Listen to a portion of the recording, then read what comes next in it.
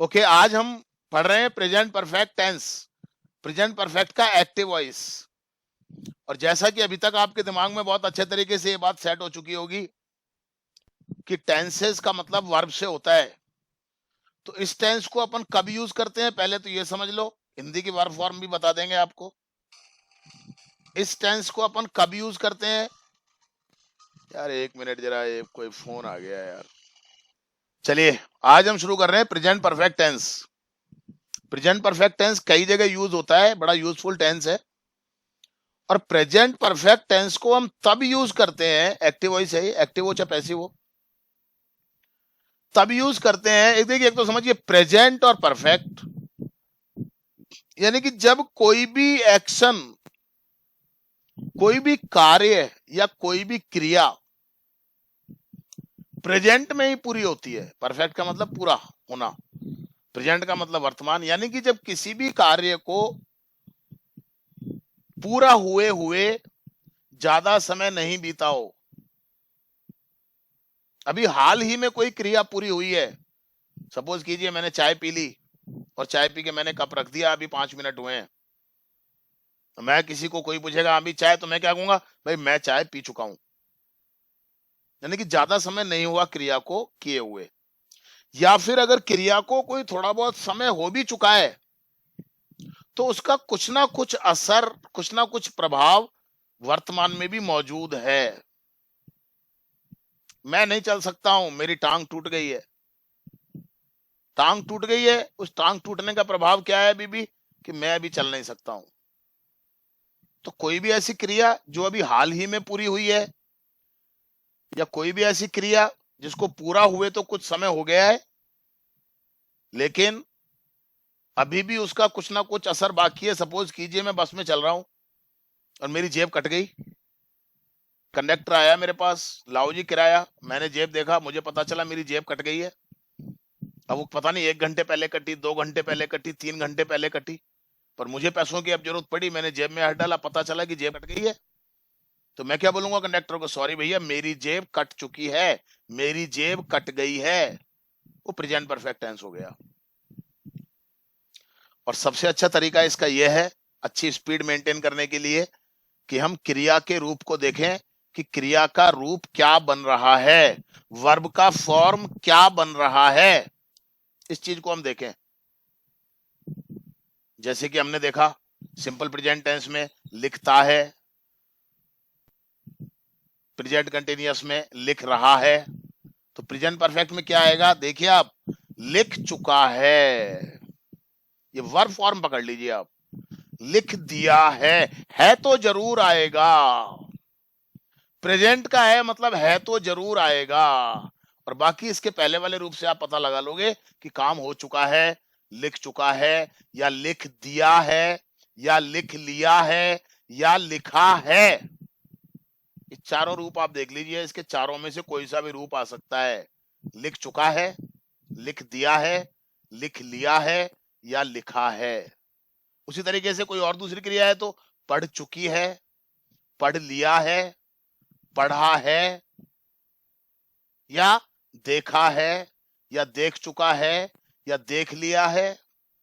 मतलब इसमें ऐसा महसूस होता है जैसे क्रिया पूरी हो चुकी है। ना तो क्रिया रोजाना होती है, ना क्रिया अभी हो रही है, बल्कि जो भी क्रिया है वो पूरी हो चुकी है। जैसे कि मैं अगर आपको ये सेंटेंस कहूं कि हम प्रेजेंट कंटिन्यूअस टेंस सीख चुके हैं, हम मॉडल को यूज करना सीख चुके हैं। आ रहा है ना बात समझ में आपको? मम्मी ने खाना बना लिया, किचन में खाना बना करके बाहर निकल के आ गई, तो अपन मम्मी खाना बना चुकी है, यानी कि बन चुका है खाना।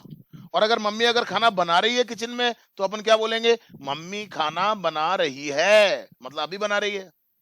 और रोजाना की बात करेंगे तो मम्मी खाना बनाती है। ये दिमाग में सेट कर लो आप। खरीद चुके हैं, खरीद लिया है, या खरीदा है, या बेच चुके हैं, या बेचा है, या बेच दिया है। मन लगाओ, एकदम कंसंट्रेशन रखो आप। सजाया है, या सजा चुके हैं, या सजा लिया है, या सजा दिया है। कोई भी क्रिया उसका अगर ऐसा रूप बनता है तो वो प्रेजेंट परफेक्ट टेंस होता है।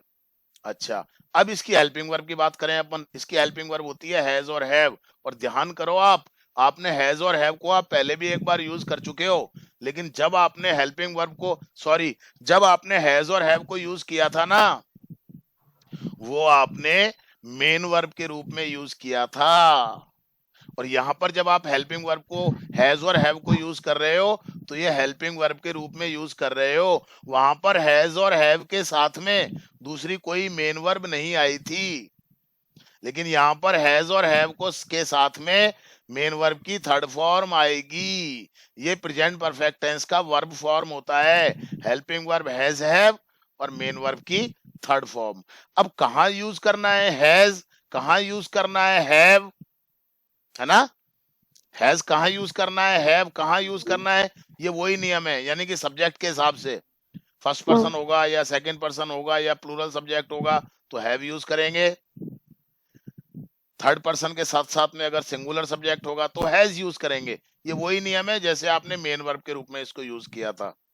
बस फॉर्मूलाज वही फॉर्मूलेज हैं जो फॉर्मूलाज आप पहले करते आए हो। वही अफर्मेटिव सेंटेंस होगा तो सबसे पहले आप क्या करोगे, सब्जेक्ट आएगा, सब्जेक्ट के बाद में हेल्पिंग, सब में यही आता है, ये मैंने आपको पहले भी बताया था। टेंसेस के अकॉर्डिंग केवल हेल्पिंग वर्ब बदलेगी, मेन वर्ब की फॉर्म बदलेगी, जगह वही रहेगी। सेंटेंस अफर्मेटिव होगा, पहले सब्जेक्ट आएगा, उसके बाद में हेल्पिंग वर्ब आएगी, हैज या have according to the subject, then main verb की थर्ड फॉर्म और देन ऑब्जेक्ट, और फिर अदर वर्ड्स आ जाएंगे सेंटेंस के। जैसे मैं उसे आमंत्रित कर चुका हूं, आमंत्रित कर चुका हूं वर्ब हो गई, देख लो आप। मैं सब्जेक्ट हो गया और उसे ऑब्जेक्ट हो गया, या मैंने उसे आमंत्रित कर दिया है, एक ही बात है, एक ही बात है, कोई फर्क नहीं है, केवल शब्दों का फर्क है बस। मतलब दोनों का बिल्कुल एक जैसा है, कोई अंतर नहीं है, क्लियर होना चाहिए आपको। आई हैव इनवाइटेड हिम या हर, आई सब्जेक्ट आ गया, हैव हेल्पिंग वर्ब आ गई, मेन वर्ब की थर्ड फॉर्म आ गई, हिम या हर ऑब्जेक्ट आ गया। फिर नेगेटिव, नेगेटिव कैसे बनाएंगे, वही नियम है नेगेटिव बनाने का, पहले सब्जेक्ट आ जाएगा, फिर हेल्पिंग वर्ब आ जाएगी हैज या हैव, फिर नॉट लगा दोगे आप नेगेटिव बनाने के लिए, मेन वर्ब की थर्ड फॉर्म आ जाएगी और ऑब्जेक्ट आ जाएगा।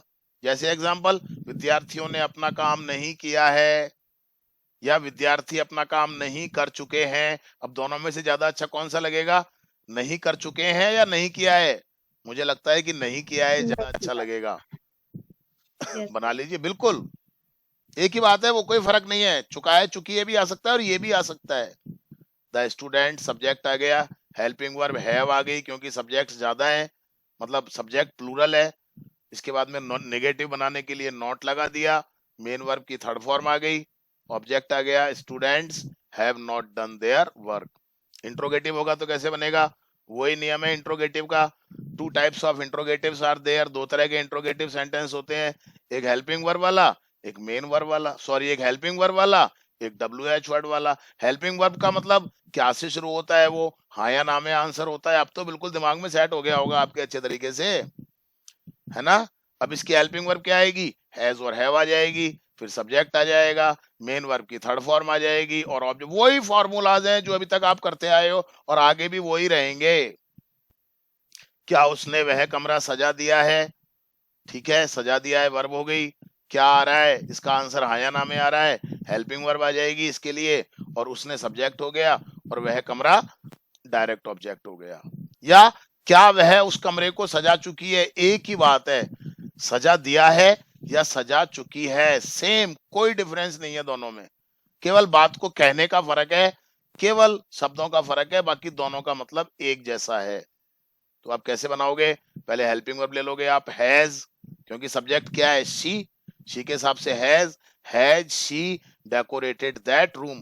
देखिए कोई भी डिफरेंस नहीं है, केवल टेंसेस के अकॉर्डिंग केवल हेल्पिंग वर्ब बदल रही है और मेन वर्ब की फॉर्म बदल रही है, बाकी फॉर्मूलाज वो के वही हैं।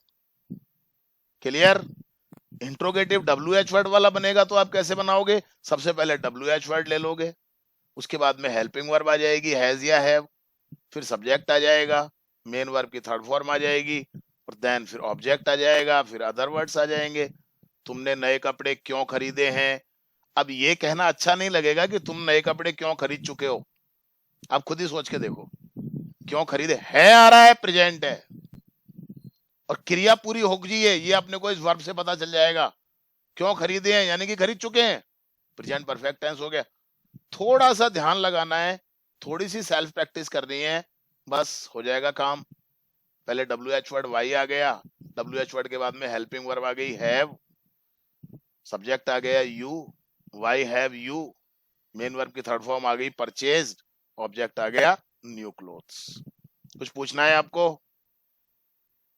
बोलो, कोई क्वेश्चन? ये एक्सरसाइज है, 20 सेंटेंसेज हैं इसके अंदर, ये आपको करने हैं। आगे चलूं, कुछ पूछना है? सर। Okay, no sir. अब हम इसके साथ साथ करते हैं प्रेजेंट परफेक्ट टेंस का पैसिव वॉइस। प्रेजेंट परफेक्ट का यूज करने का तो वही है जो मैंने बताया था, बस केवल वर्ब फॉर्म का डिफरेंस आ जाएगा पैसिव वॉइस में। एक्टिव में हमने कहा कि लिख चुका है, पैसिव में लिखा जा चुका है, वही जाने वाली बात जुड़ रही है। लिखा जाता है, लिखा जा रहा है, ये लिखा जा चुका है।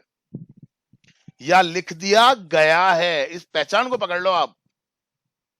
या लिख लिया गया है, या लिखा गया है, वही जाने वाली बात जुड़ रही है बस। पढ़ी जा चुकी है, ये जा चुकी है पैसिव वॉइस को बता रही है, वर्ब हो रही है पढ़ने की। पढ़ लिया गया है, पढ़ा गया है, पढ़ा जा चुका है, देखा गया है, देखा जा चुका है, देख लिया गया है, खरीदे जा चुके हैं, खरीद लिया गया है, खरीदा गया है, बेचा जा चुका है। एक्टिव होता तो बेच दिया है, बेच चुके हैं। पैसिव है तो बेचा जा चुका है, बेचा गया है, बेच दिया गया है, सजाया गया है, सजाए जा चुके हैं। एक्टिव होता तो सजा चुके हैं, और पैसिव है तो सजाए जा चुके हैं, सजा लिया गया है, सजा दिया गया है। क्लियर हो गई पहचान आपको? क्लियर हो गई? Yes sir. Very good. थोड़ी सी प्रैक्टिस कर लो आप, अभी मैं आपको और बता दूंगा कैसे आपको प्रैक्टिस करनी है ना? और मैं आपको बता दूंगा अभी कैसे आपको प्रैक्टिस करनी है। थोड़ी सी दिन प्रैक्टिस कर लो आप, बस दिमाग में एक बार ये सेट हो गया ना प्रोग्राम, फिर कहीं नहीं निकलेगा। ये दिमाग में बनना चाहिए सारा का सारा सिस्टम आपके, और बन जाता है, बनता है लोगों के। अब इसकी हेल्पिंग वर्ब क्या होगी? हैज बीन या हैव बीन। हैज और हैव के साथ में बीन लगा दोगे आप, क्योंकि पैसिव वॉइस है इसलिए।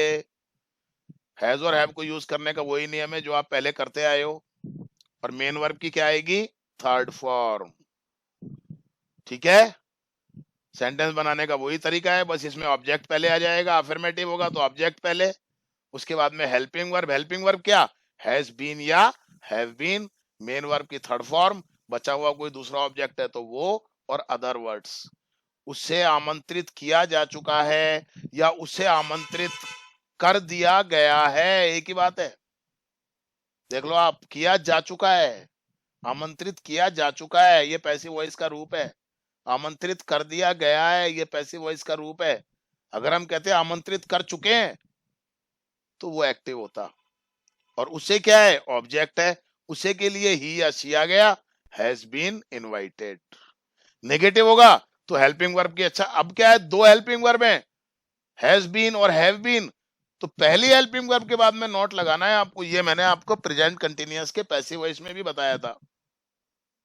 और कभी भी अगर एक से ज्यादा हेल्पिंग वर्ब आ रही हो और नॉट लगाना हो तो पहली हेल्पिंग वर्ब के बाद में ही आप नॉट लगा दोगे, हैज नॉट या हैव नॉट।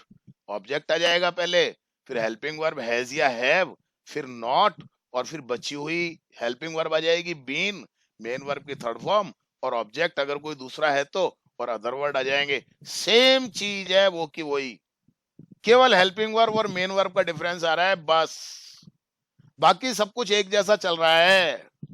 अब इसमें नेगेटिव क्या बना है? काम नहीं किया गया है। आ गया ना, नहीं किया गया है, the work has not been done. Interrogative आपको पता ही है, दो तरह के होते हैं, हेल्पिंग वर्ब से शुरू होने वाले, WH वर्ड से शुरू होने वाले। हेल्पिंग वर्ब से शुरू होने वाला होगा तो पहले हैज या हैव हेल्पिंग वर्ब आ जाएगी, फिर ऑब्जेक्ट आ जाएगा, फिर जो बची हुई हेल्पिंग वर्ब है बीन वो आ जाएगी। दोनों को एक साथ मत लगाना, ध्यान रखना, ग्रामेटिकल गलत हो जाएगा। एक ही हेल्पिंग वर्ब आएगी पहले, पहले वाली, फिर ऑब्जेक्ट, फिर बची हुई हेल्पिंग वर्ब, मेन वर्ब की थर्ड फॉर्म, फिर कोई ऑब्जेक्ट होगा तो वो आ जाएगा, बचे हुए वर्ड्स आ जाएंगे और क्वेश्चन मार्क लग जाएगा। क्या कमरा सजा दिया गया है, देखो आप वर्ब सजा दिया गया है, पैसिव वॉइस का रूप आ रहा है, ऑब्जेक्ट क्या है, कमरा, क्या आ रहा है, ये हेल्पिंग वर्ब से बनेगा क्या, या क्या कमरे को सजाया जा चुका है, एक ही बात है। हैज आ गई helping verb, the room object आ गया, बची हुई हेल्पिंग वर्ब आ गई बीन, और मेन वर्ब की third form decorated. WH word वाला होगा तो क्या करोगे, पहले WH वर्ड आ जाएगा, फिर एक हेल्पिंग वर्ब आएगी पहले वाली हैज या हैव, फिर ऑब्जेक्ट आएगा, फिर बची हुई दूसरी हेल्पिंग वर्ब आ जाएगी बीन, फिर मेन वर्ब की थर्ड फॉर्म आ जाएगी, और फिर ऑब्जेक्ट आ जाएगा, और फिर अदर वर्ड्स आ जाएंगे, और फिर क्वेश्चन मार्क लग जाएगा। नए कपड़े क्यों खरीदे गए हैं, ये क्यों WH वर्ड हो गया, वाई लगा दिया हमने। ऑब्जेक्ट क्या है, नए कपड़े, ज्यादा है, प्लूरल है, हेल्पिंग वर्ब लगा दी हैव। इसके बाद में ऑब्जेक्ट आ जाएगा न्यू क्लोथ्स, बची हुई हेल्पिंग वर्ब आ गई बीन, और मेन वर्ब की थर्ड फॉर्म आ गई purchased. Why have new clothes been purchased. कोई प्रॉब्लम, अगर पिछला क्लियर है तो कोई प्रॉब्लम नहीं आएगी, फिर भी अगर कोई डाउट है तो आप पूछ लीजिए मेरे से। नहीं, बस एक्सरसाइज है आपकी 34 नंबर की, जिसमें कुल मिलाकर के 20 सेंटेंसेस हैं, ये आपको करने हैं, वोकैबुलरी दी हुई है, और इसके बाद आपका ये एक पैराग्राफ है, ये शायद आपके पास पहुंचा है, नहीं पहुंचा है मुझे नहीं पता, पर मैं आपको इसको मंडे को ट्रांसलेट करके बताऊंगा किस तरीके से। बड़ा है थोड़ा, कोई बात नहीं है, मैं आपको ट्रांसलेट करके बताऊंगा, इसमें और भी कई नई चीजें आएंगी आपके लिए। क्लियर, कोई प्रॉब्लम, क्लोज करूं मैं lesson? Yes sir. Okay, thank you very much बेटा।